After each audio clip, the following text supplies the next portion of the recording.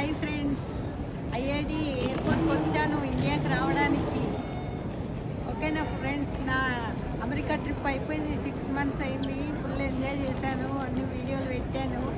చూసారా ఫ్రెండ్స్? మీరు ఎవరు కామెంట్స్ ఏం పెట్టలేదు.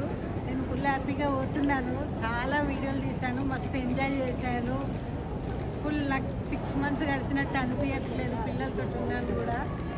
ఓకేనా ఫ్రెండ్స్, మళ్ళీ ఇండియాకి వచ్చాక మళ్ళీ వీడియోలు తీస్తుంటాను. ఓకే, అందరం కలుసుకుందాం ఫ్రెండ్స్.